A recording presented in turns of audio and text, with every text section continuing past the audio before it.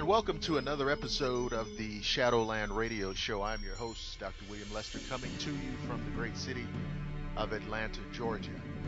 And today we have a tremendous guest who is, I'm very happy to say, also a good friend of mine. We have today Mr. Barrie Schwortz, and the topic of today's conversation will be what I consider to be one of the archaeological wonders of our time, maybe the most significant archaeological mystery of our time, and that's the Shroud of Turin.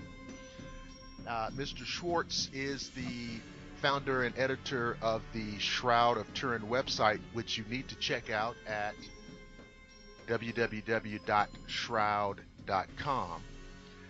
Mr. Schwortz is a photographic, video, and electronic imaging expert, and that's a very technical way of saying that he is uniquely qualified to talk to us about the Shroud.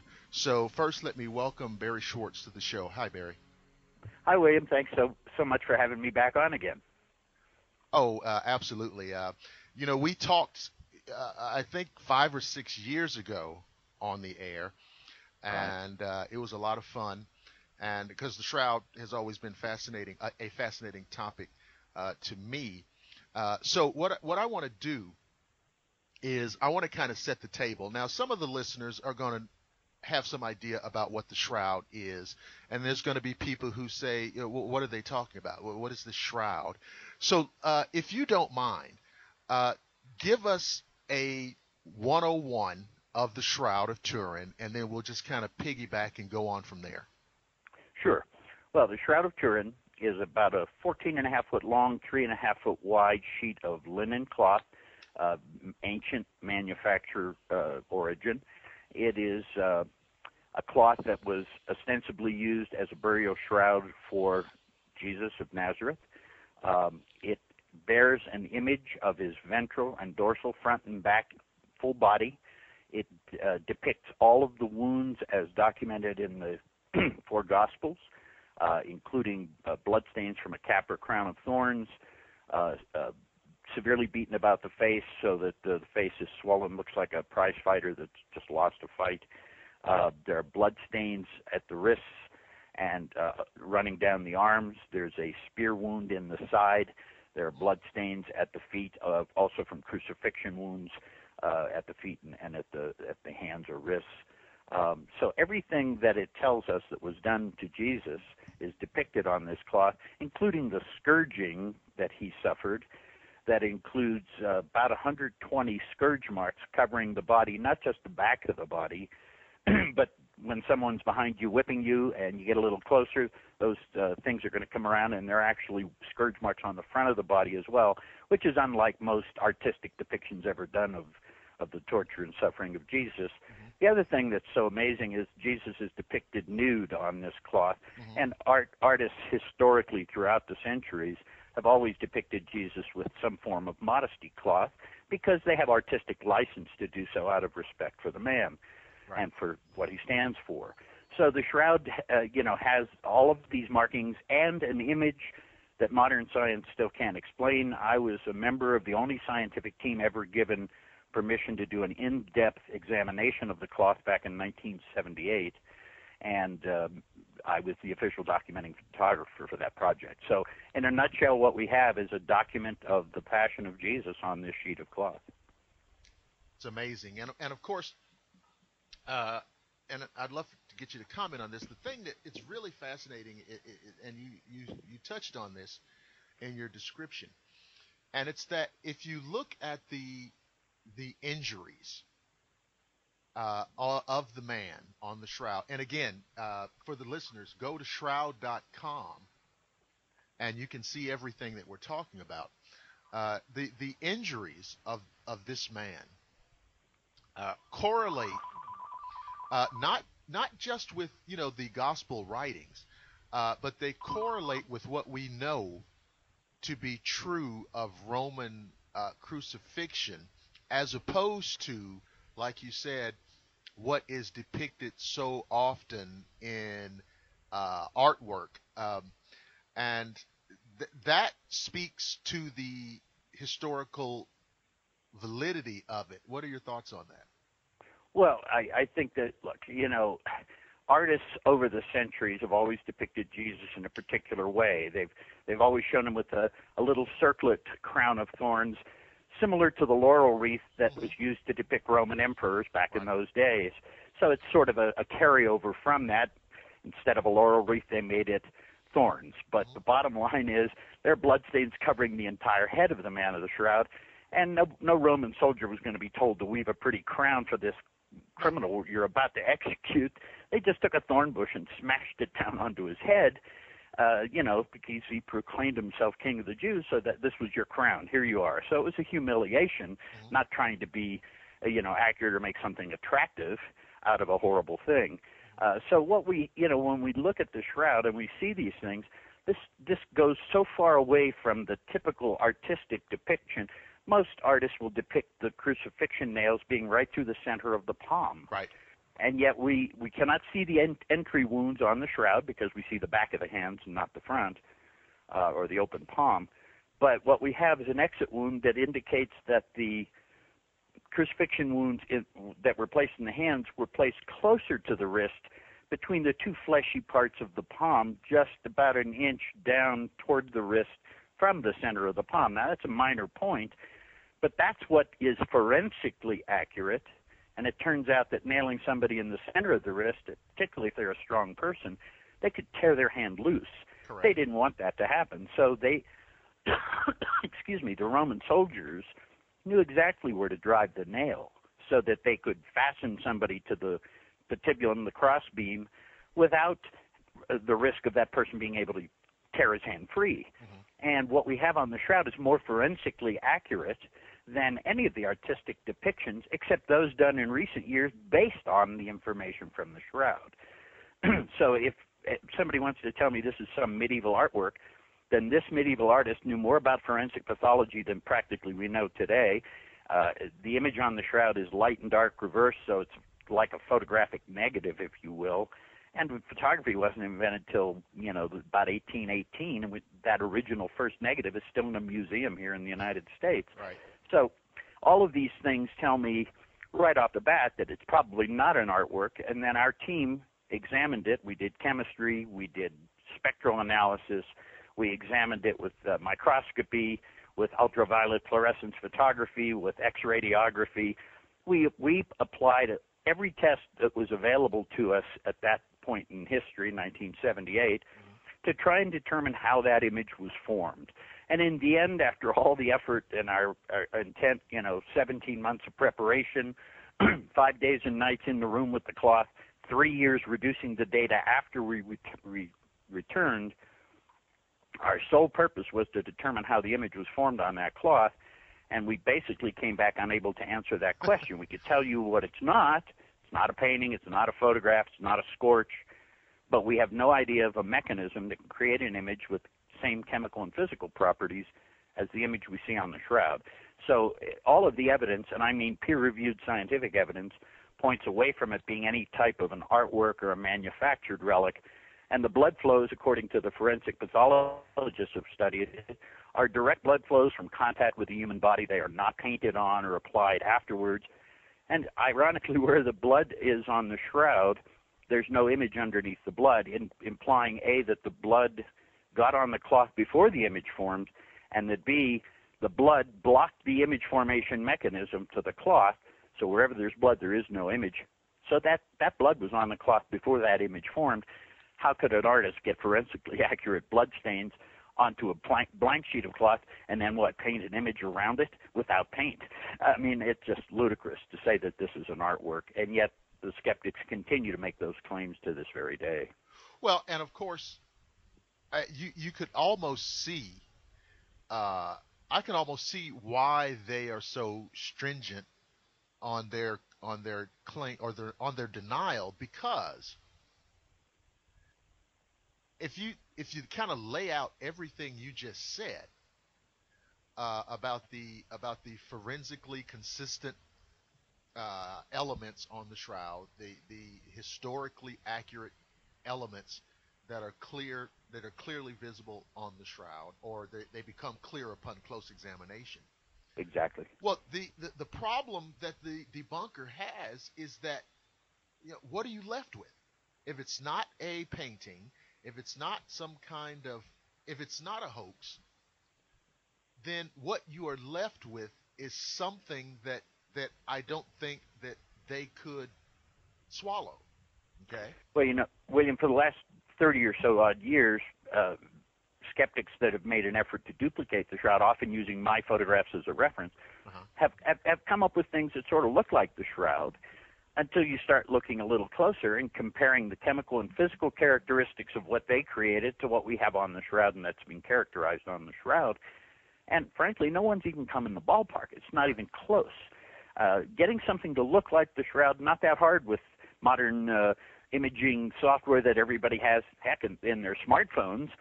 You can manipulate images all you want, and yet modern science cannot create an image with these chemical and physical properties. And a lot of people have tried, and no one's even come close. So to imagine some medieval forger did this, it just begs the imagination. There's no way that a forger, even if the technology existed, would have had the foresight and the knowledge to be able to create an image of this nature onto this piece of cloth. We can't even do it today, and we live in the most image-oriented era of human history now.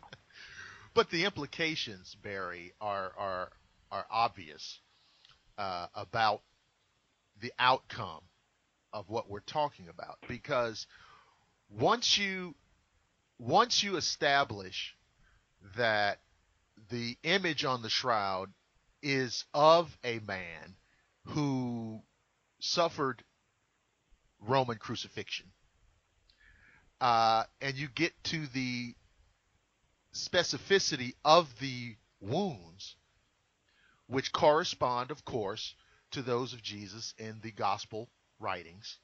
Correct. You get to the point where you say, is this the historical Jesus of Nazareth? Okay, now that's another level. Okay. Sure. That's a significant level. And it's not just the crucifixion wounds, but the scourging, the beating. His face is, yes, as I mentioned earlier, is completely swollen. So it goes well beyond just the crucifixion wounds to the spear wound in the side, yes, to the scourging of the body, to the beating of the man the night before in the Garden of Gethsemane. All seem to be forensically accurately documented onto this sheet of cloth image. So that's another level where we have these crucifixion wounds and other wounds, scourging wounds, being beaten. And the crown of thorns, the most important one. Exactly. Yeah. Which is more, I guess, would be more like a cap.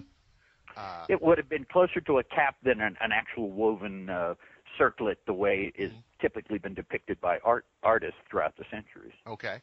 So once you've established that this is the historical Jesus of Nazareth, that's one thing, and that's a remarkable thing, okay, because there's relatively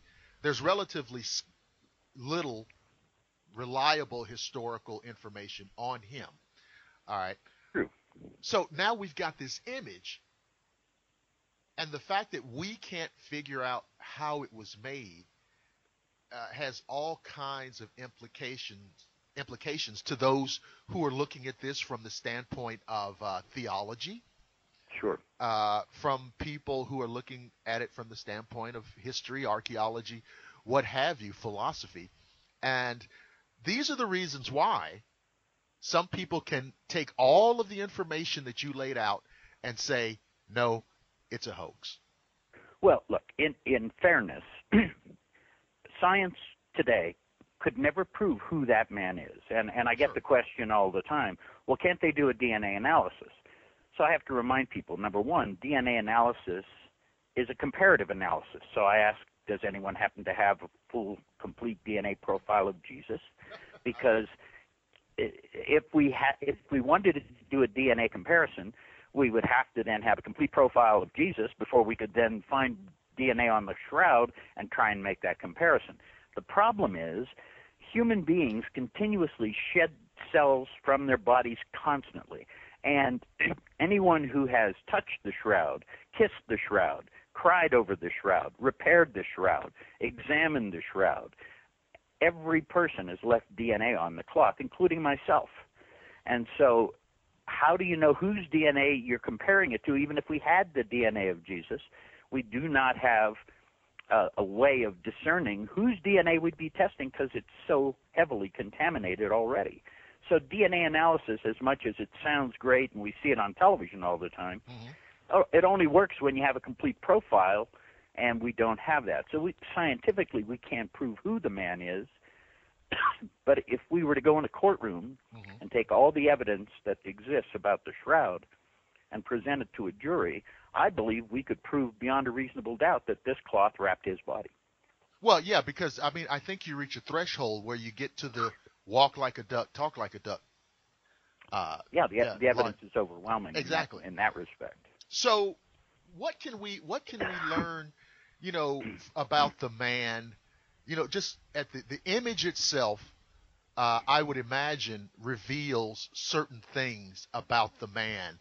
Obviously the wounds, the injuries. Is there anything that we can glean about this man that would give us some proper historical context? Well, first of all, he's a pretty good-sized man, and people, some skeptics have said, look, he's 5'10" or 5'11" based on the imprecise measurements. You can't do precision measurements on a sheet of cloth that changes its size based on the relative humidity in which it's stored. Sure. The image on the shroud doesn't have distinct outlines the way an artwork does, so it sort of just fades out. So you have a real problem. Where do you start your measurements? Where do you end your measurements? But we know the man's about 5'10" or 5'11", and people say, well, that's pretty big for a first-century man. Well, they found the remains of first-century Jewish men over 6 feet, and we suffer from having no visual description of Jesus anywhere in the Gospels. And so I think if he were extraordinarily tall, somebody might have commented on that in the Gospels. They don't. So he was a large man. But I remind people also that his profession was a carpenter, and he had to he couldn't go down to his local lumber supply and buy the lumber he needed. He had to fell the tree and carve the lumber himself. So he's a pretty good-sized man with obviously good upper body strength, a pretty well-built man. And I think that surprises some people. And it doesn't surprise me. It sort of seems to fit into the historical picture that we have of Jesus. And ironically, if you look at depictions of Jesus starting back at around 200 A.D. forward, almost every one of them looks like the man of the shroud. And it is believed by many art historians that the shroud was the model for many of the icons, especially those starting in the 4th or 5th century, and going all the way up until today. Here's a man who died 2,000 years ago, and if I hold up a photo or an artwork or a picture of the shroud to people, and I say, who is this? They'll go, oh, that's Jesus. So here's a man who died 2,000 years ago, and yet everybody on the planet knows what he looked like. Why is that, unless there was some record and basis for that?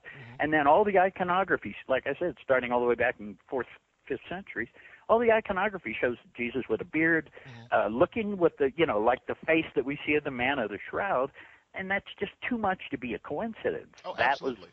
Yeah, it was probably the model, and you know how artists always copy other artists. So once somebody started depicting Jesus this way and other artists wanted to do their artwork, they followed suit. And so we have a depiction of Jesus that is recognizable today, which to me in itself is pretty amazing. And I think the shroud had some hand in that.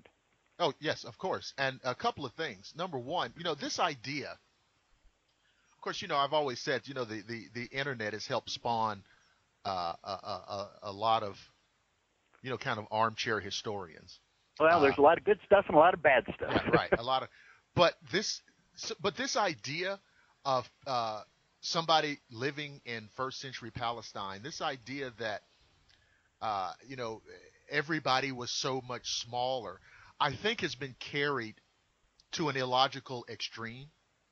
I think so. And we're only saying that the average height and weight of a grown man is larger today than it was in first century Palestine.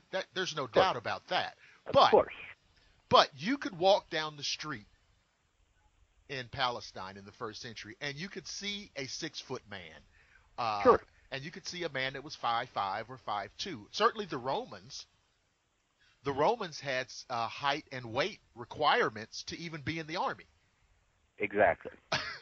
So there you could see a sizable man, and so I think that that's kind And of a and it would not have been extraordinary to see somebody no, at no, 5'11" or something like that. It would have been a tall person, but not so much that he would have stood out from no, everyone else. no, That's just not the case. no, and so of course that's a predictable argument that a debunker might make, but it's not really a workable Yeah, argument.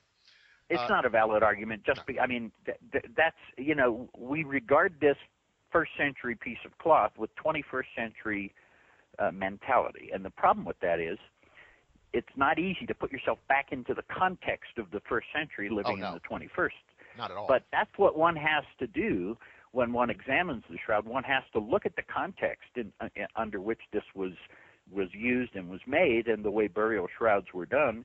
Hmm. This would have been, yeah, as is mentioned in the Gospels, an expensive piece of cloth. Right. This would not have been a very common kind of cloth. But we know from the Gospels that it was provided by Joseph of Arimathea, and they don't tell us much about Joseph other than he was a wealthy man, Right. implying that he could afford a piece of cloth like this, whether he purchased it for himself and had it, or he ran out and bought one from, a piece of cloth at a store. It doesn't tell us that. Chances are Joseph already had this. He was wealthy, and knowing how people of means often, even to this day, make all the preparations for their own burial and funerals before they pass, because they want it to be a certain way. And I think that Joseph of Arimathea probably had this cloth. And it would have been expensive. It would have been imported perhaps from Syria, where they manufactured this type of linen. Now, that's not very far from Israel today with modern transportation. Right. But in the first century, it would have come in on the back of a camel on a caravan. Sure. It would have been considered imported, and it would have been expensive. So I think that really fits. That fits the narrative for sure. And also, if you look at the face, whatever can be gleaned from examining the face, to my understanding, this man fits the profile of a first century classic Semitic type. Is that correct?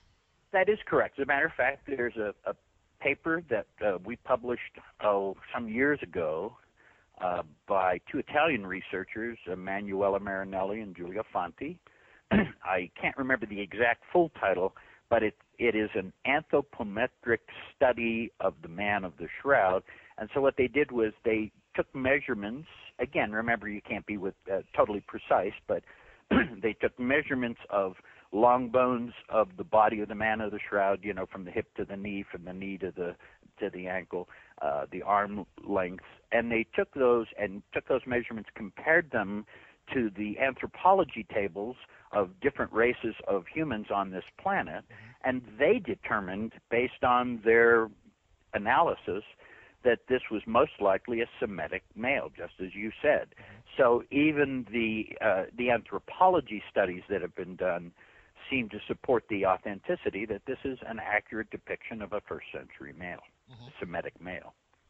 So that is, interesting in and of itself. So it kind of it puts this man ethnically in the correct context, and Correct. what can we now when we look at the fabric itself? You said that now this was a relatively high grade of fabric. It would have been an expensive grade of Yes. fabric. There's a whole lot of conversation about carbon dating, okay? And there are there are people who say, well, the carbon dating says it's like from the medieval period, and there's other people who say, well, there's ways that can be contaminated. Where are we with that? Well, I'm not certain that we're very far beyond what you just described. The carbon dating, they did a radiocarbon dating of the Shroud in 1988, just as a little background for the listener. They took one little piece from one corner, cut a little strip out, cut that in half and put half aside, took the remaining half and divided it into approximate thirds and distributed those thirds to 3 different radiocarbon dating laboratories, one in Zurich, one in Oxford in England, and the other here in Arizona, University of Arizona in Tucson.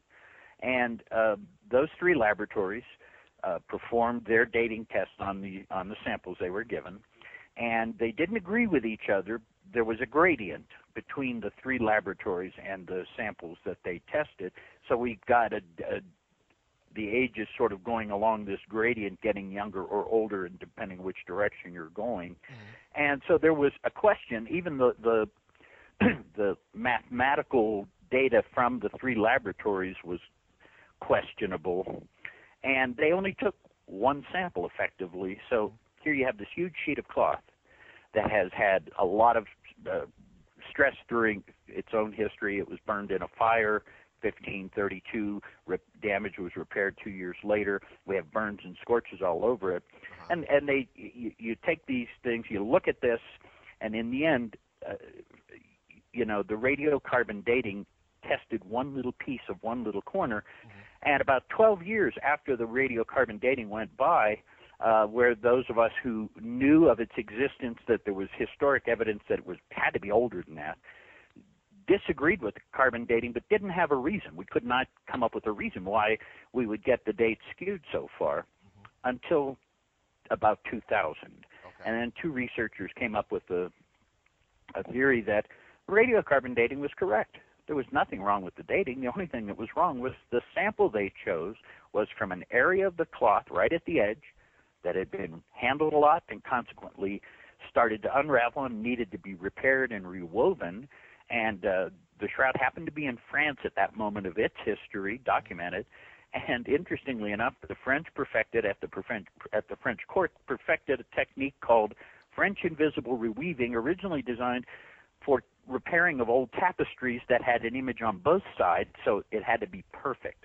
In other words, typical reweaving today, if you burn a hole in your trousers or something, they can reweave it so that from the outside, from the front side, it looks perfect. You can't detect it. But if you look at the back, it's messy, and it's not important because nobody's going to see the inside of your trouser. But with a tapestry that needs to be viewed from both sides, they had to perfect something that would enable them to get it perfectly. And they've invented something called French invisible reweaving at the French court, and the shroud was in France at that moment in time. So what better object to apply this very careful technique to than the Shroud of Turin, before it was called the Shroud of Turin, of course. So I think that, we have a lot of evidence now, and there is now peer-reviewed science that shows that the sample chosen was anomalous, did not represent the main body of the shroud cloth. So that's not an attack on the radiocarbon labs. They didn't choose the samples. They were given samples, and they dated what they were given. So I think that there's plenty of evidence now, and you can go to shroud.com and spend probably 3 days just reading the radiocarbon dating information that we've published over the years. But there's an overwhelming amount of evidence implying the sample chosen for carbon dating just didn't represent the main body of the shroud cloth. Okay. So those people who might be skeptical of the shroud's authenticity because of the radiocarbon dating results are basing their skepticism on a flawed flawed reasoning here. On one single flawed test. Okay. Look, if you were to look at all the data that our team gathered and other researchers have gathered over the years, and you take all these tests and you just put them in a list, you'd have and I'm going to just arbitrarily use 100 tests, that 99 of those tests point towards authenticity, and one test, the radiocarbon dating, points against authenticity.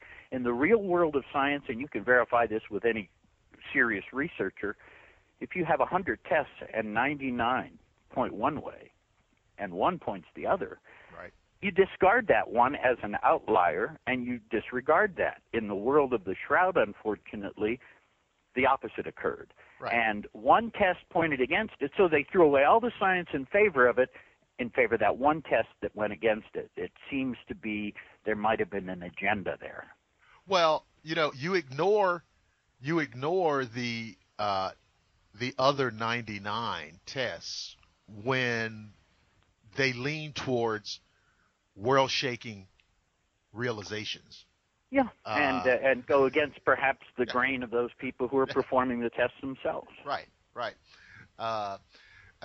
So you say now your team. We go back to 1978, right? Okay. Okay. So now here we are in 2015. How far has if you look back on what you guys did in 1978, how much improvement has there been in the techniques and the technology available to do so? Vast Okay. improvements over what we had in 1978. For example, we did spectral analysis, but we had to use very large, kind of clunky instruments. And although they were very sensitive and gave us good data, today we could do chemical analysis of the Shroud of Turin without even touching it. There's digital imaging spectroscopy, which you can virtually do, and you can go from the infrared all the way through the visible spectrum into the ultraviolet, and you can do chemical analysis of what's on that sheet of cloth, and you can do it without even touching the cloth with great sensitivity, far more so than our instruments of 1978. So that's just one test off the top of my head that could be performed that could gather enough data if they allowed for that kind of spectral analysis now.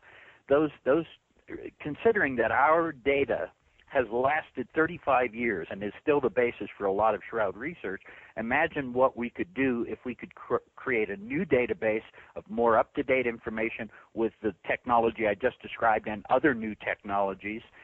If we could gather that data, we could do a lot more study on the Shroud and perhaps answer some of the many questions that arose after we came back, because we went there to answer one question, how is the image formed, and came back with 1,000 new questions on top of that. Sure. and not being able to answer that one question, as I pointed out earlier. So I think that modern technology applied to the Shroud would be wonderful. I think even the Turin authorities acknowledge that, and in recent papers published by the president of their Center for International Studies of the Shroud in Turin, that they should follow in the footsteps of our team, the STIRP team, and do what we did, be a multidisciplinary team, international team, applying the newest technologies in a similar manner to what STIRP did in 78. So I think everyone agrees that that would be the next plausible, logical, appropriate thing to do with the Shroud of Turin.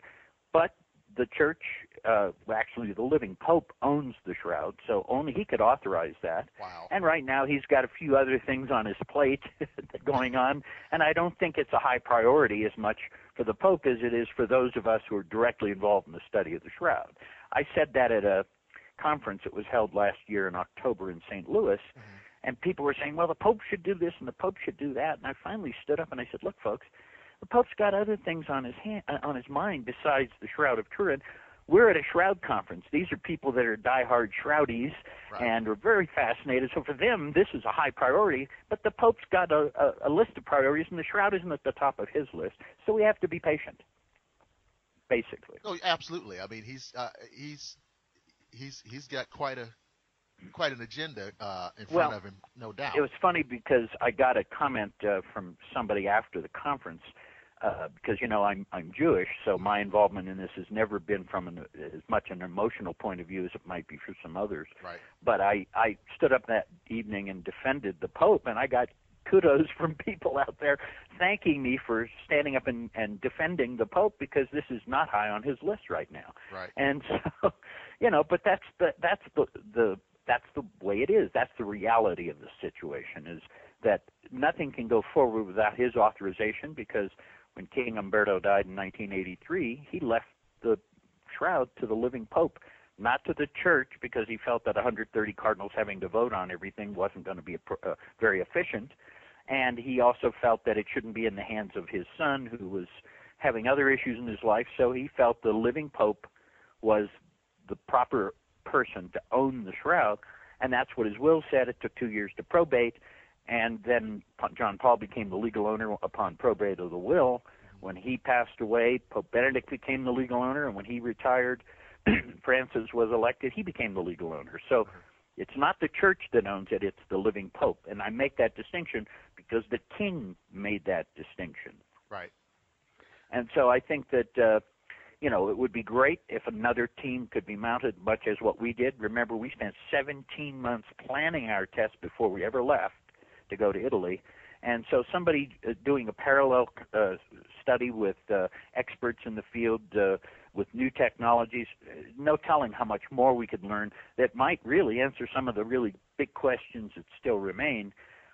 But until that happens, we're basically relying on evidence that was gathered in 1978, 37 years ago.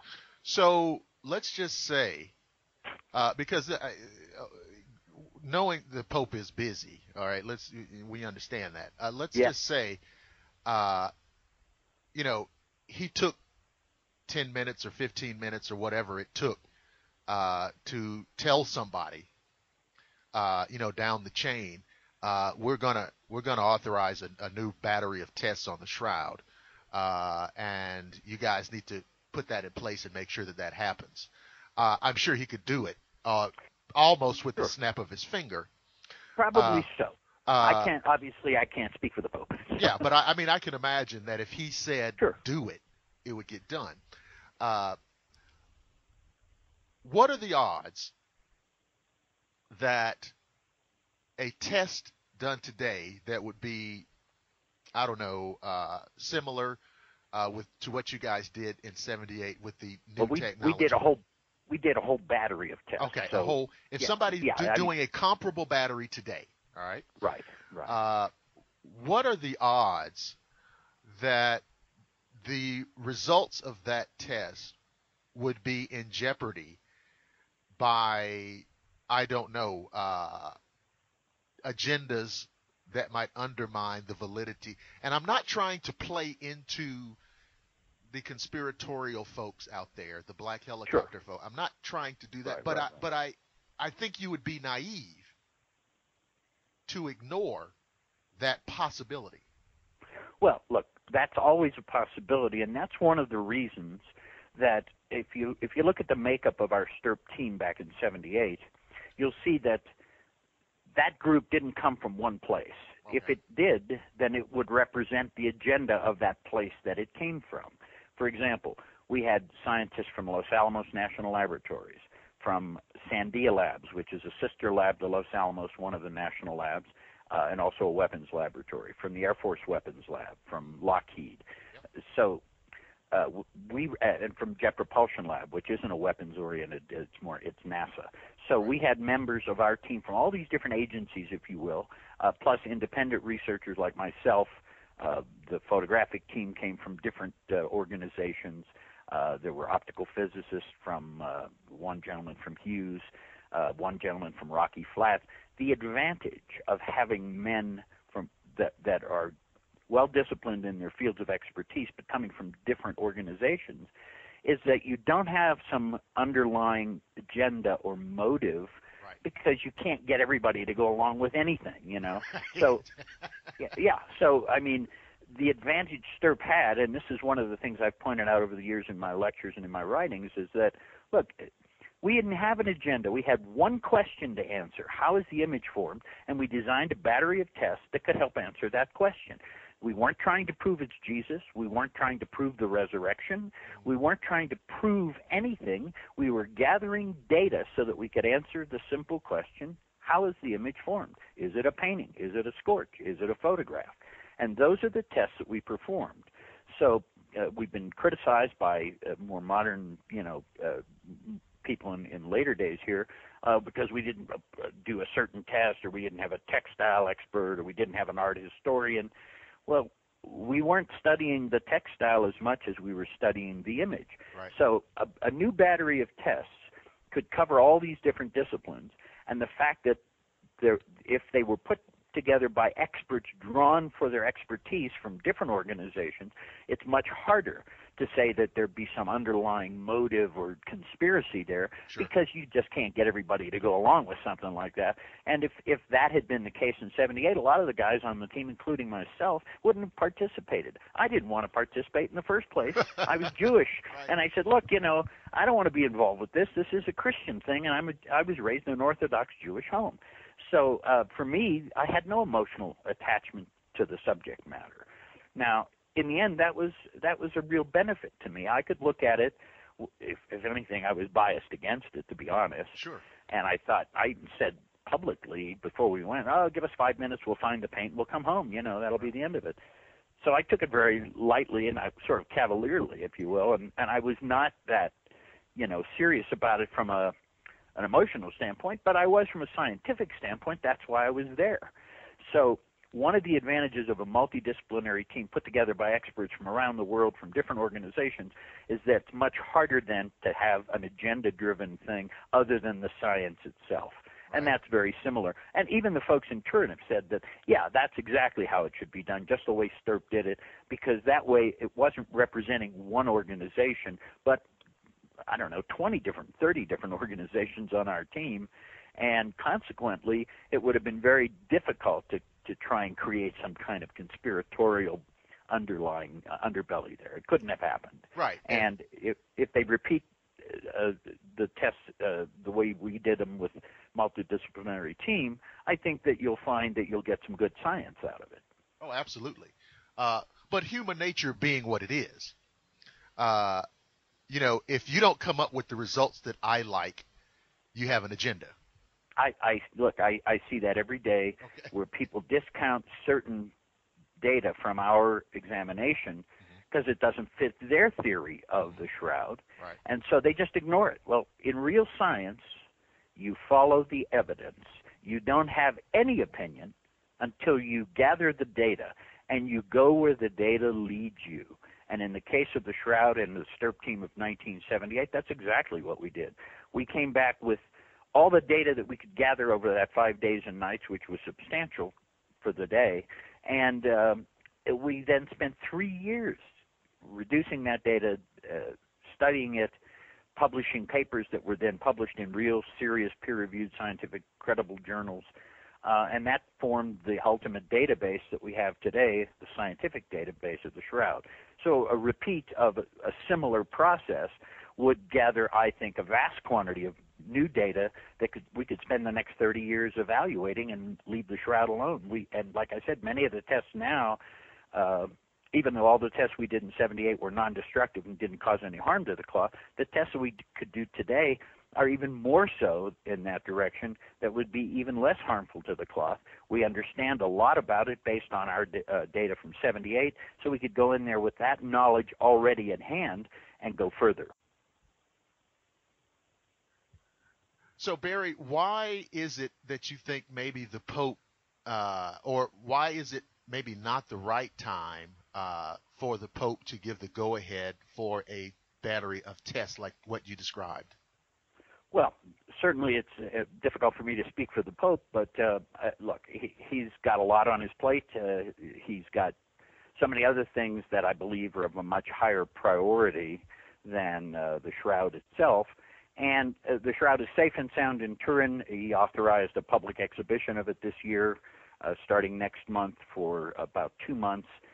It'll be on public display again. So he certainly is in favor of the shroud. He believes that the public needs to have more visual access to it, which is why he authorized this public showing, which there wasn't supposed to be another one until 2025. But only the Pope, the owner, can authorize one in the meantime, which he's done. So I think he views it in a very favorable light and feels the public should have access to it. Mm-hmm. So I don't think he would be adverse to another research team. The problem is this. He's not going to mount that expedition. Somebody's going to have to do what we did in 78, and that was form an organization, and we were a 501c3 nonprofit organization, mm-hmm. and then begin to gather experts in various disciplines and begin to design, develop, and prepare a series or a battery of scientific tests that can be performed without any harm to the cloth, which is always going to be a criteria for any testing, non-destructive nature of testing. And that organization could put together a test plan, much as we did in in 78 with a 67-page test plan that detailed every aspect of every experiment, even scheduling it at what time of day they would do the test, because the shroud is a big, long piece of cloth. You can have several tests going on simultaneously on different parts of the cloth, and that's the way we did it to make ourselves as efficient as possible in 78. So a similar thing could be done, and that would then have to be presented to the Pope through his advisors, and he would either go to his Pontifical Scientific Society that they have there, or to appoint a group of advisors. There already are a group of advisors in Turin that are that I mentioned earlier, that are the International Center for the Study of the Shroud in Turin. And so certainly they would be involved in it. And so that could be done, and there is the wherewithal to create a structured organization like that that could prepare something like that that would then be submitted to the Pope and his advisors for his approval. We did the exact same thing that I just described, but with King Umberto in 1977-78. He was the legal owner of the shroud at the time, so he was the only one who could actually authorize the kind of tests that Stirp performed. Now that would fall on the shoulders of the Pope.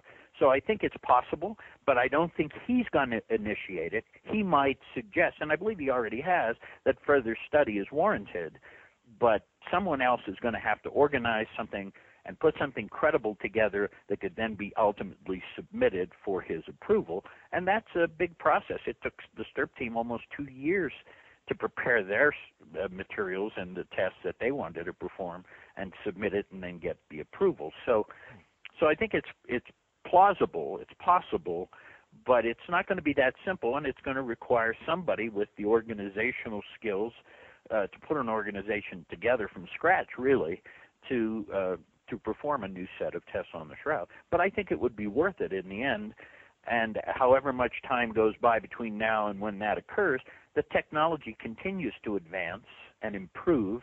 And as I said earlier, we live in the most image-oriented age of human history, and so we could really do some amazing studies of the shroud and without causing it any harm or damage in any way, and answer perhaps many of the unanswered questions. You know, it's funny, we went to answer one question, came back with 1,000 new questions. So I think it's a little frustrating for those of us who've been studying this for a long time, knowing that the technology has really improved a lot, and it would be great to see some of these technologies applied now. But again, I doubt that I'll be a participant in any future studies. I think my days of that are behind me now, and my role now is simply to bring to the public the best information that we have, not always in agreement with each other either, but to make available to the public what we truly know about the shroud and then allow them to decide for themselves. As a matter of fact, on the first page of Shroud.com, and I wrote this about 20 years ago, it says, "Given the facts, we believe you have to make up your own mind about this."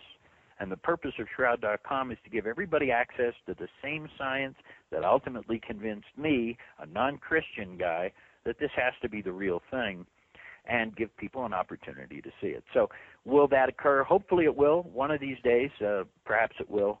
But as it stands now, our goal is simply to make available what we do know so that people can study the existing facts about the shroud and then decide for themselves whether it has meaning to them, whether they still have interest in it, or whether they don't. I mean, you know, I don't get upset when people aren't interested in the shroud. I had a gentleman come up to me in Vancouver, British Columbia, after one of my lectures, and he said, "Well, that was a great lecture," he says, "but you'll never convince me." And I looked him right in the eye and I said, "What makes you think I even care what you believe? That's between you and God. Take it up with him." So, but isn't that revealing to you, though, that you could lay things out the way you probably did, and to have a guy come up to you and basically say, none of what you said moves the meter for me? I mean, I find that's fascinating to me. That kind of psychology is very fascinating to me, because, you know, I've always, you know, you listen to information, you take in information, and you process it, and you draw conclusions, right? Isn't that how it goes? Absolutely, absolutely. But you know what I've learned, William? That people will believe what they want to believe and will disregard anything that doesn't fit their point of view. That's not science. That's human nature. Yeah. Science, on the other hand, takes the evidence, the data that exists, and follows that data, and it takes them where it takes them. You cannot start with a conclusion and then try and find data to fit the conclusion, and that is done in the world of the Shroud. I have to admit, there are people who do that. Oh, yes. And unfortunately, that's not science. Science is collect the data, follow the data, it takes you somewhere, and you draw your conclusions from where it's brought you. And that's what our team did, but in the ensuing years, there are a lot of people who selectively pull little pieces of data from the STIRP information that we gathered and fit it into their mold and disregard any of the real data that we have that doesn't fit. Well, that's not science, or that's selective science at best. And you know what's frustrating to me about this is if you look at all of the whole universe of unexplained phenomena, well, we don't have a piece of a flying saucer to examine, right? We don't have a Bigfoot in captivity to study. We've got this. We've got the shroud. We've got it, and still we've got this thing up in the air and we still can't verify and put this thing to bed the way I would like to see it. Now, we have people like you and others who've studied it. Right. In fact, it's the most studied artifact in history now because of all probably millions of hours by now that have been spent by researchers around the world studying this piece of cloth and the image it bears.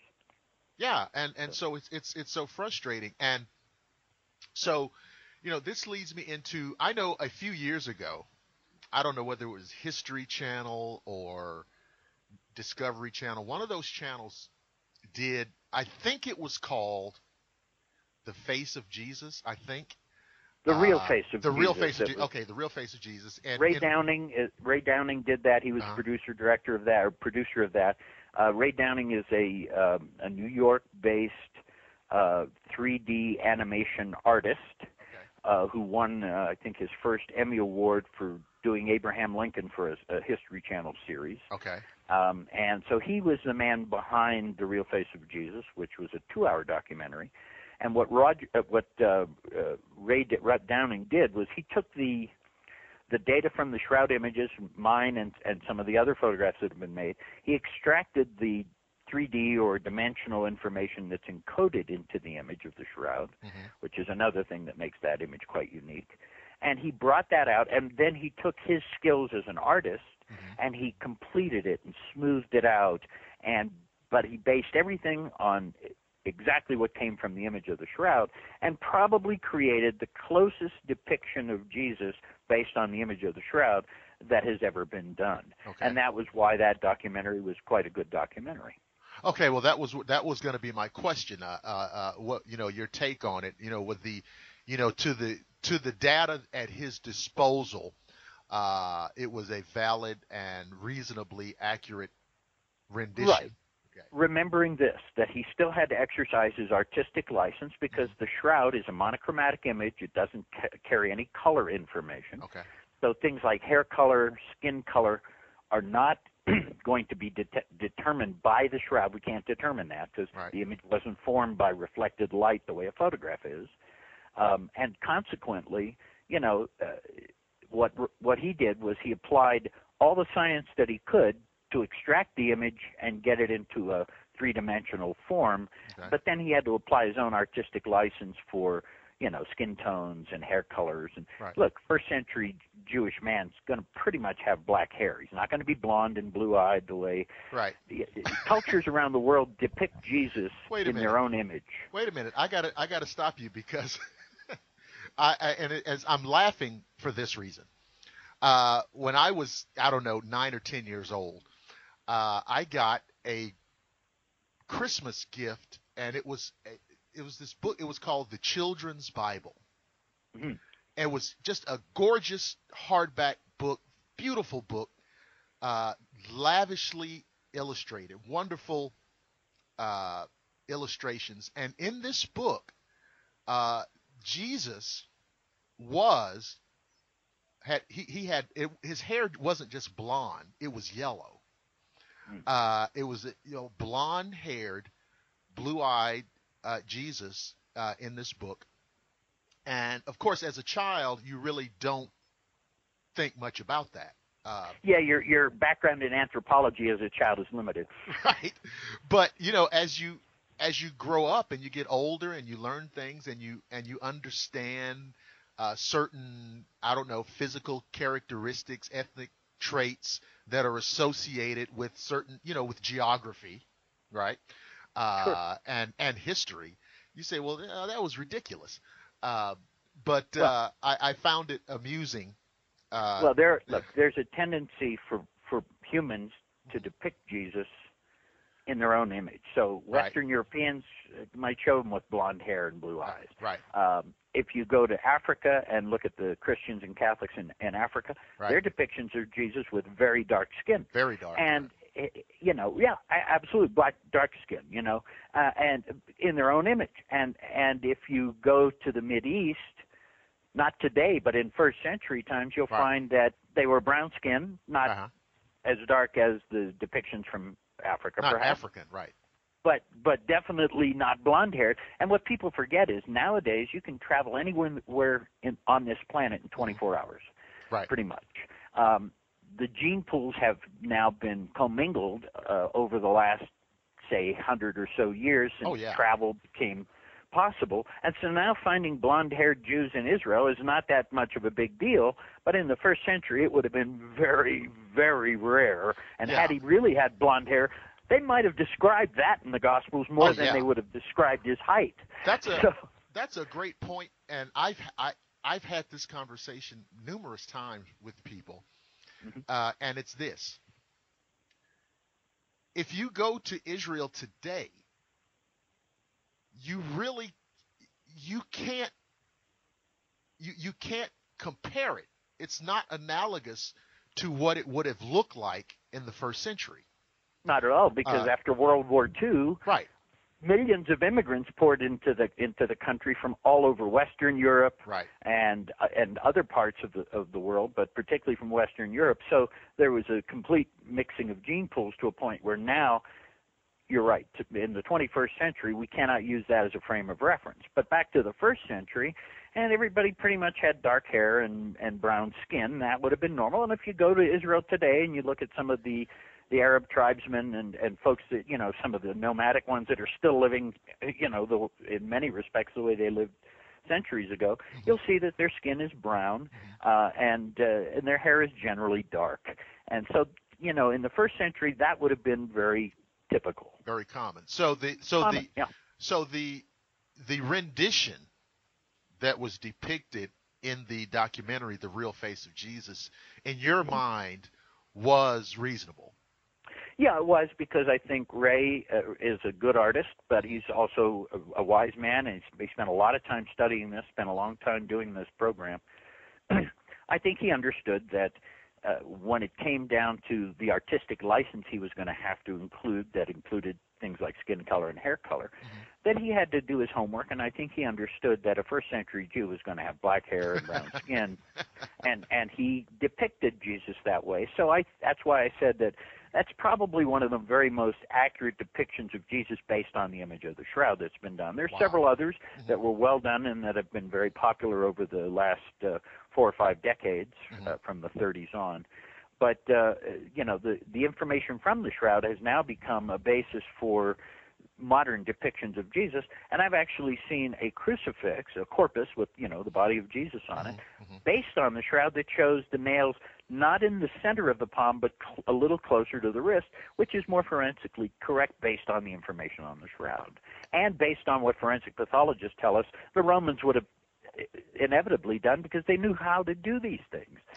They did a lot of crucifixions, and these Roman soldiers, they weren't going to make a big fancy ceremony out of it. This was a rather distasteful job to have to perform. Sure. And I'm sure they did it with the most speed and efficiency that they could, both because they were military guys under orders, and second, because this was not the most fun job in the world. No. So I think that, look, it took me 17 years after holding that cloth in my hand before the evidence convinced me. I didn't rush into this, and I certainly never intended to wind up on radio and television promoting the authenticity of the shroud. If somebody had told me that, I would have laughed in their face. But in the end, the truth is the truth. Right. And I, trying to follow the path of the evidence, as I mentioned earlier about following the data and letting it lead you where it goes, it led me to believe the shroud can only be what it's purported to be. And frankly, that's the most plausible answer. Everything else just begs the imagination. Some medieval artist did this. How? Right. How did he do it without the tools of an artist?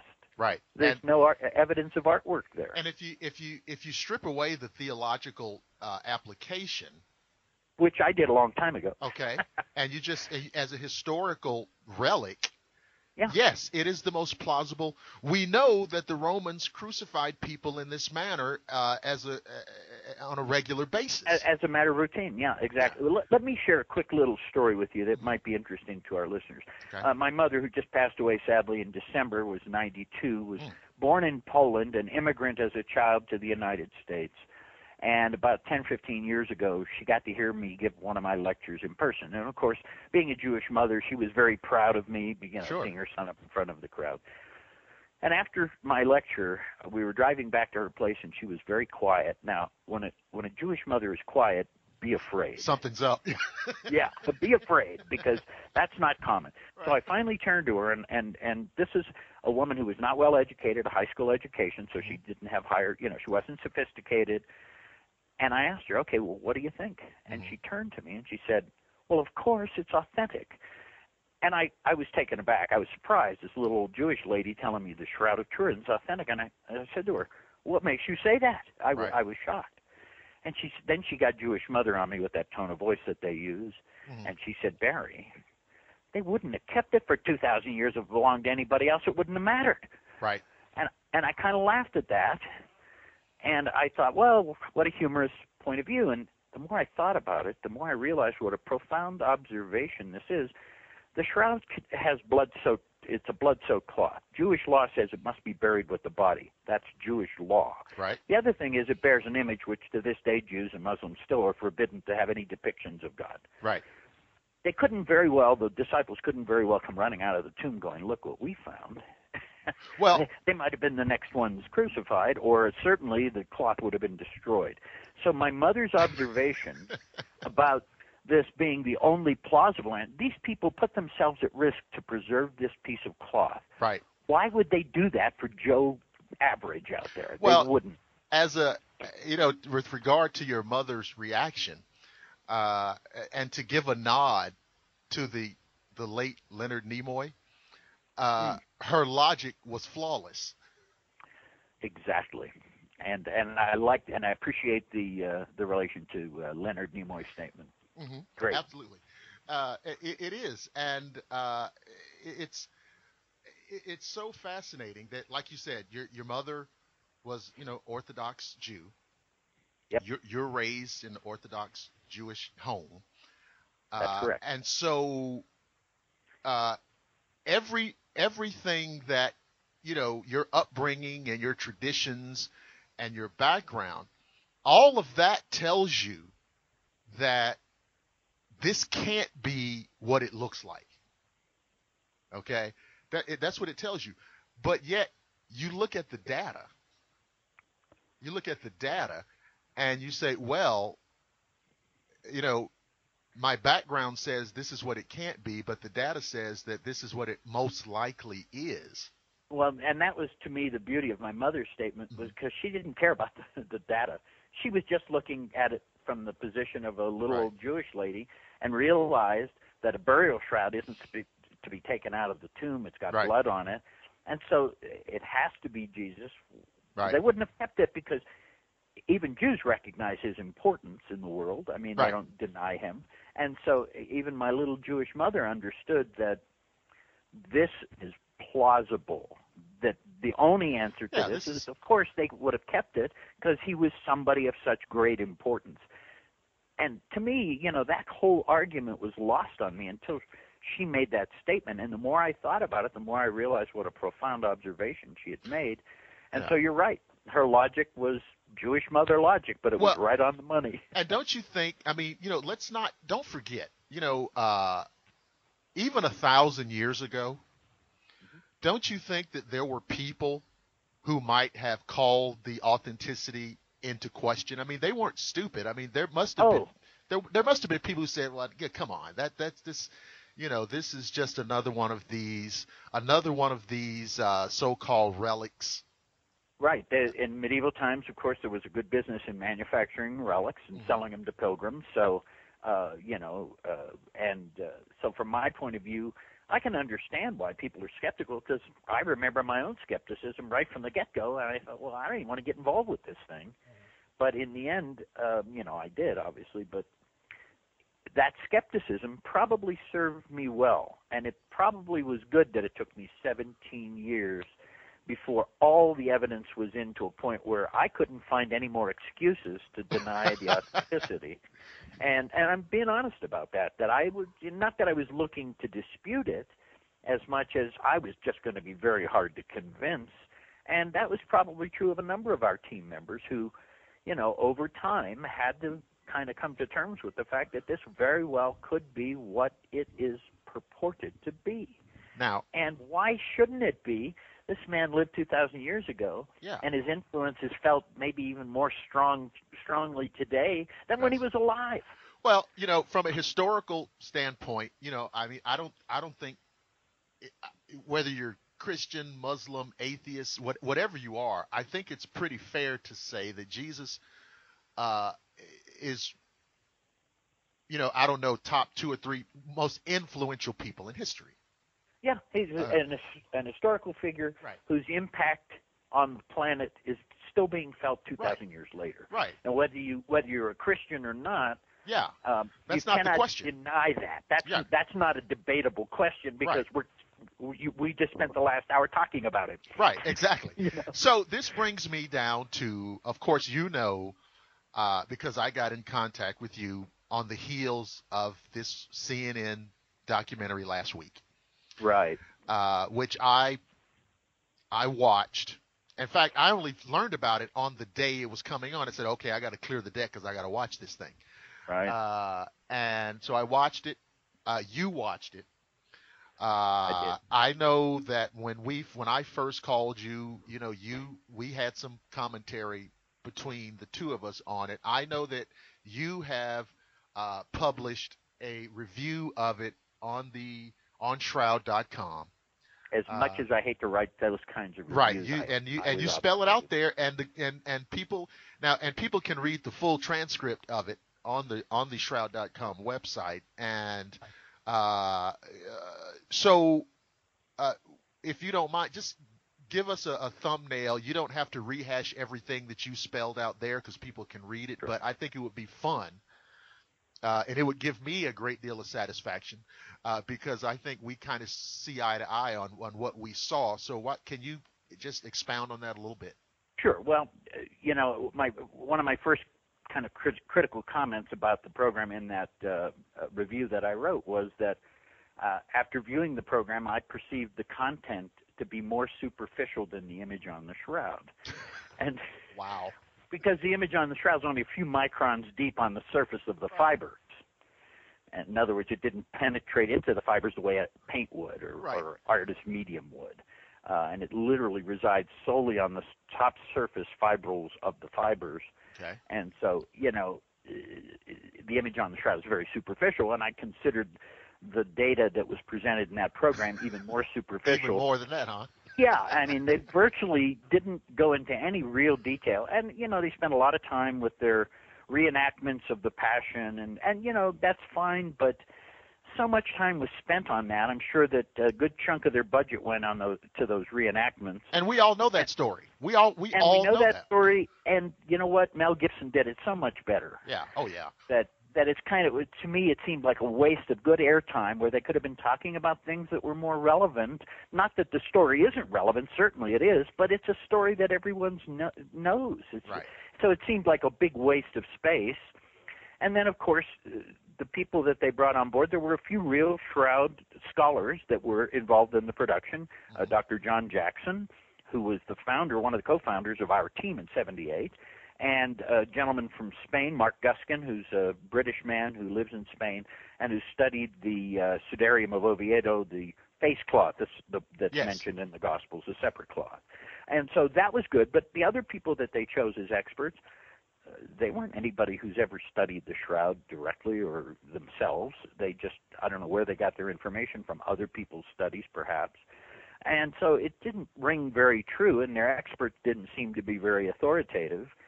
And then, of course, they went to this nonsensical theory that, okay, well, it's not a painting. We accept it's not a painting, so it must be a photograph.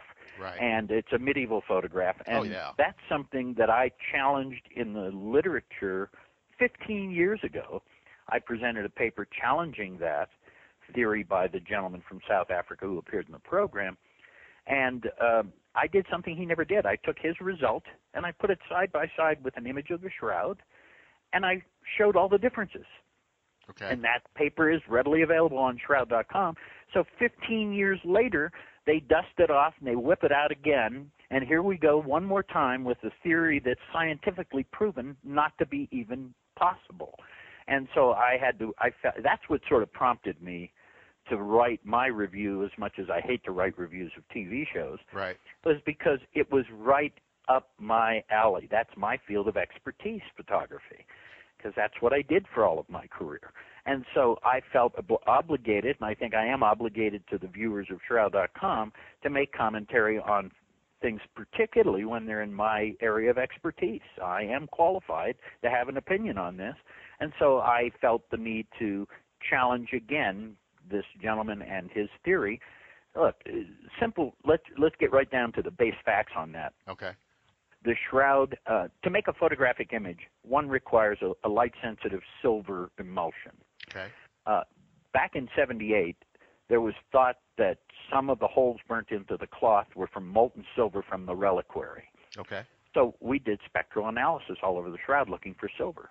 Okay. If you coat a shroud or soak a cloth in a light-sensitive silver material like they did in their demonstration in the documentary, Yeah. and then remove the unused silver, because the silver forms the image, but any unused silver is removed by the fixer in the chemistry of photography. Okay. And in this particular case, this gentleman used his own urine as the fixer because it has uric acid and ammonia in it that can remove some of the unused silver. But look, if you've got silver soaking that cloth, it's going to penetrate deep into the fibers. And when we did our spectral analysis, we'd have found silver all over that cloth, and more so in the image areas than in the non-image areas. And had that been the case, we'd have said, hey, the shroud is a photograph. Right. No but silver. There was no silver found anywhere on the shroud. The end. That's it. Right. It can't be made the way he suggested in that program. Why did they include that in the show? Because as a video production guy myself, look, you look for things that are visually interesting, things that you can show on camera. And, you know, that whole process that he went through, a good 10 minutes of airtime, was something that they could include, and it would fill up 10 minutes of their show with visuals.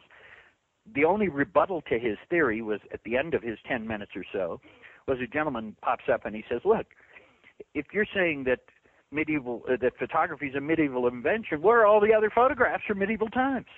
Well, yeah. And that's a valid rebuttal, but after 10 minutes of this guy had 30 seconds or less to rebut the whole thing, and they moved on. And so I was offended by that, because we've proven this to be completely nonsense.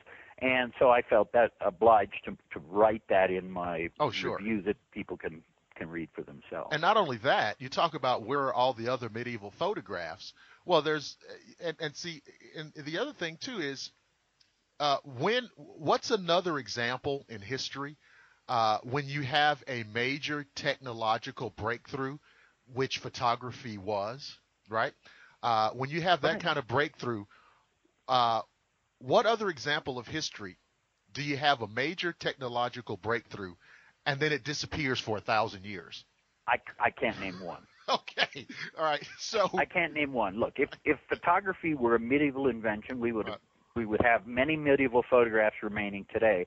Ironically, the very first photograph was done by Joseph Nicephore Niepce, who was a Frenchman, and his original glass plate I think dated 1826, is in a museum in Texas. Right. And from that day forward, photography was known. Right. And it was perfected by the Civil War in the United States, and Matthew Brady and his people were out there documenting the Civil War with some of the most incredible photography ever done. Correct. And that was long before George Eastman started coating film on plastic bases and putting it into cameras that everybody could use. In those days, it was a lot more difficult. But it didn't stop people from making photographs, including the first photo of the Shroud in 1898. So, it's a ludicrous theory. It absolutely has no credence in reality, and it sounds great, and it makes a great demonstration for a TV show, but it's just that, a TV show. Wasn't even a documentary, in my opinion, because it was so thin on information and so thick on drama. So it was they referred to it as a docudrama, and my suggestion in my review was they could have done with less drama and more documentary. I thought it was it wasn't Sweeps Week, and I thought maybe this was a ratings thing because something like this gets good numbers. It sure did. It was the highest rated show in the time slot. Yeah, and of all the networks. Yeah. And I imagine that CNN was, kind of in need of a bump. Well, the sadness, and I point this out in my review, is that means that on the original first airing of the show that Sunday night, 1.2 million people were misinformed about the Shroud. Oh, sure. Oh, sure. And that's the sadness of it. A lot of misinformation. Not disinformation. I don't think there was any intent to, intentionally dispute the Shroud. It's just the way their show came out. It's TV. But it was misinformation. Yeah, and that was one of the reasons I wanted to. I I said, I gotta call back. I wanted to get you, on because I felt compelled. I said, well, now we got to go back and clean this up, and get some proper orientation. Well, I typically tell people, and I've written this into editorials and other articles over the years, don't use television documentaries as a source of accurate information on the Shroud. You will always be disappointed. Even the best of documentaries, even the one we discussed earlier, Real Face of Jesus, had some things in it that were rather questionable. But filling a 2-hour show is not that easy. No. And you have to remember that the people who produce these shows do some research. They put the show together. They do a very professional job, no question about that. And then they move on. That's it. They have no vested interest in the Shroud. They're not Shroud researchers themselves. They have to rely on the people they find that they can interview, and those aren't always the most authoritative people to begin with. Just because they're available doesn't mean that they're true experts on anything. And, it's like I'm not really a scientist. I just play one on TV kind of a thing. And sadly, the public believes what they see on television. It's just the nature of our society that we see it there. It must be true, right? And this is the sadness. So my recommendation at the end of all my reviews, and including this one, is look, find better sources, do your own investigation. The materials are readily available now, and make up your own mind. Don't rely on some TV show to tell you what to think. Well, tell folks what they need to do is go to shroud.com. I agree. And seriously, because I've had Shroud.com bookmarked on my computer for I don't know how long. Well, we turned 19 in January, so we've been there for 19 years. People often point out to me, you're number one on Google, and I always retort by saying, yeah, we're 4 years older than Google. That's right. And one thing you can do, folks, because I did this a long time ago, is if you go up there, sign up for those email updates, because periodically I'll get those updates. Sure, and every time we do an update to the website, those who are on our mailing list, which you have to put yourself on and take yourself off, we don't put you on there. But if you sign up for our mailing list, whenever the website gets an update, whatever it happens to be, breaking news like this documentary and my reviews, or any major update that we do about 4 or 5 times a year where we add massive amounts of new content, anybody who's on our mailing list will get a heads up. Short, brief emails. We don't share the list with anybody, so if you sign up, you're not going to wind up on somebody else's list. Right. And the purpose simply is to provide people with a knowledge that, hey, there's new material available. Go check it out. So now, we appreciate people who sign up. Yeah, and I encourage people to do that. If don't get on the internet just going willy-nilly searching for the Shroud. Just go to shroud.com, and so you won't be led astray. The good news is if you type Shroud or Shroud of Turin into any search engine, Google, Bing, any of those, the number one response is shroud.com, and we've never spent one dime to advertise our website. All right. It's because our content is there, and that's why we're number one on all the search engines. We are the largest, oldest, and hopefully most reliable website on the Shroud, because I don't put my spin on anything. And that means sometimes you're going to find opposing points of view from pro-authenticity authors kind of vying with each other, and we make it all available, including skeptical information, so that people can understand that this is a hotly debated topic, and there's a reason for that we have a lot of information, but we don't have all the answers, and that leaves the door open for the skeptics to come and attack, which they do, and which we are prepared for. The data speaks for itself. And if you want access to it, you can go and see the same data that ultimately convinced me. So after 30-something years of, looking at this, researching this, turning this over in your mind, right? Which I know I can imagine how it's gone around in your brain since it has. Okay, a lot. Okay, do you have any theory as to how this image was formed? Even we're speculating or theory. Do you have anything?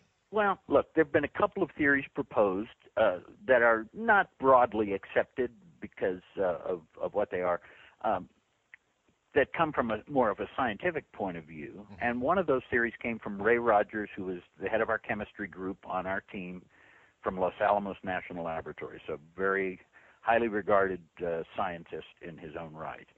And Rogers' theory was that he found on the surface coating of the cloth, when they manufactured linen is kind of stiff. It's not soft like cotton. Mm-hmm. And they would soak it in a naturally occurring detergent, comes from a plant called soapwort. And it left a deposit, and then they air dried it after they rinsed it in this stuff, and it softened the fabric, acted like a fabric softener. But it left a surface deposit on the top of the cloth because they air dried it by evaporation. So it left this deposit on the surface of the cloth. Rogers, being a chemist, said, okay, I'm going to analyze that and determine what that is. Well, for the chemists out there listening, it's a pentose sugar, basically, that was left as a surface deposit on the tops of those fibers, only on the top surface of the top fibers. Mm-hmm. Rogers was looking for a chemical reaction, something that would react with that coating on the surface of those fibers that would cause it to discolor. Mm-hmm. And he determined that ammonia gas, which starts escaping from a dead body almost immediately from the nose and mouth through the lungs, and eventually out the pores, those amines, as they're called, would cause a chemical reaction with the pentose sugar on the surface of the fibers called a Maillard reaction, which is what makes beer its golden color, mm-hmm. and bread its golden color when it's baked. And that reaction, he believed, was part of the answer. He didn't believe that was the whole answer, but he believed that could have contributed to discoloring the surface of the fibers. And it takes into account that there's a difference in the image density, the lights and darks of the image, based on distance between cloth and body. In other words, where the cloth touched the body directly, the image was darkest. And as that distance increased, for example, around the hands folded on the torso, mm-hmm. that would lift the cloth away from the torso. And sure enough, we see like a halo around the hands where there was less imaging because the distance increased. Well, Rogers' theory would account for that, where many of the other theories don't take that into account at all and would not create a result like that. So I actually had a person tell me one day, well, I don't like that theory. And I said, why don't you like that theory? Because it's a scientific theory that's as valid as any other one. And he said, well, it's not miraculous enough. And I said, well, maybe that depends on how you define a miracle, because for Rogers' theory to occur, the statistical odds of that happening even once are in the billions to one. Right. And so, look, does God need to do magic tricks? If as many believe, he created this universe, then science is simply an attempt to understand his creation. Right. If God did that, why does he have to go outside the universe he created? If he wants to make an image on linen, it's going to be easy for God, not so easy for us. Right. So I don't see a problem with that, and I think that theory has some plausibility, but it still doesn't answer the question of the fine resolution of the image that we see in some of the details, where gas diffusion is said could not give us that much detail. So but Roger said there was something else at work. He didn't know what it was, and sadly, he was exploring that when he passed away. So let's say that he was correct. Let's just, for the sake of this, say that he was correct. Do you think? And I want to stay away from the word believe. Okay. Do you think that applying his theory, do you feel that there was some anomalous agency at work? Let me say it that way. Well, again, looking at it from a purely scientific point of view, I would say that and there are scientific anomalies now. Oh, of course. That there is some, like I said, there is some science that explains, at least in part, that image process, that formation mechanism, but it doesn't account for all of those image properties, which has been the case in every effort made over the last 30, 40 years, especially once photography became readily available to everyone. There's been countless efforts at duplicating the image on the shroud, and some people have gotten something that looks pretty close, because many of them used my photographs as a reference. So obviously you're starting with my photo of the shroud, so that should make it a little easier to duplicate something that looks like it. But every attempt made to duplicate that image, once evaluated, doesn't even get into the ballpark of the chemical and physical properties that we characterized on the shroud. Okay. So, so nothing has been able to fully answer the one question that our team originally went there to ask, which was, how's the image formed? And we can tell you more what it's not than we can tell you how it was formed. We don't know an answer. So, and I guess the other question is,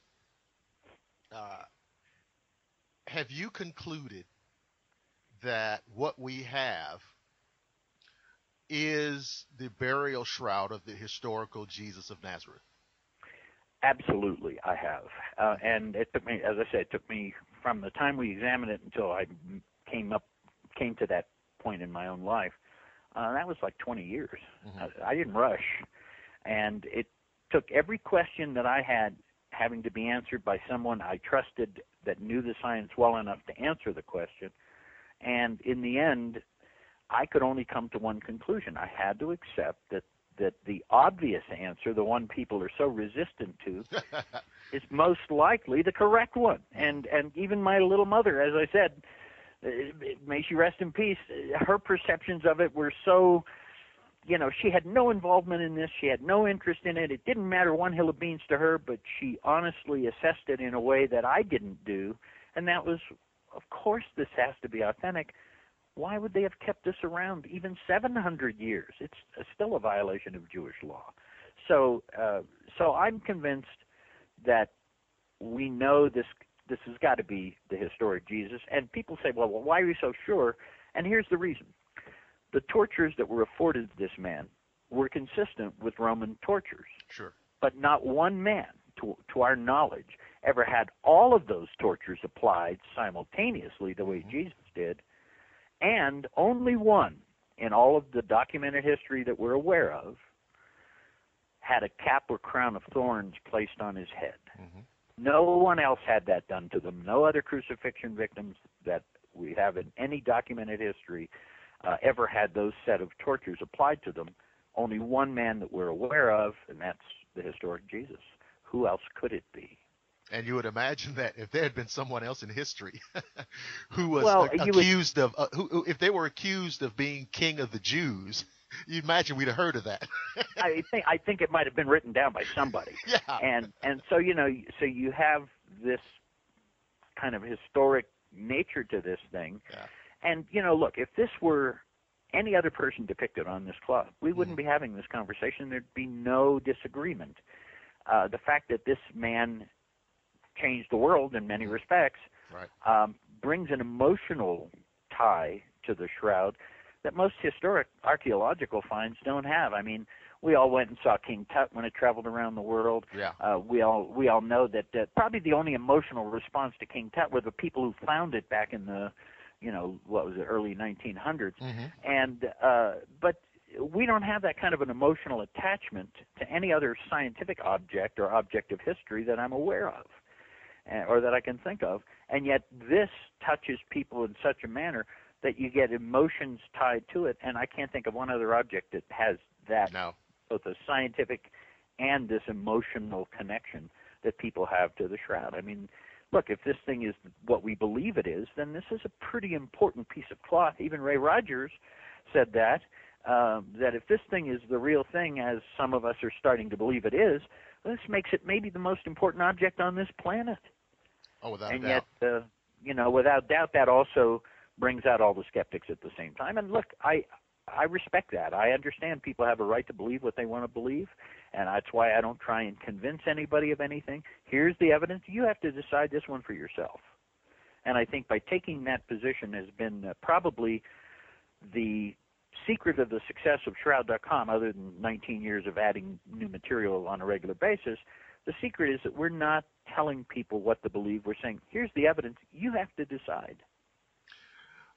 Ladies and gentlemen, our guest today has been Mr. Barrie Schwortz, the creator and editor of the Shroud of Turin website. And again, that's www.shroud.com. I can't stress enough that if you have an interest in the Shroud, that you visit the website, sign up for the updates, and just continue to follow this saga it's been going on now for 2,000 years. I want to thank Mr. Schwortz for being our guest.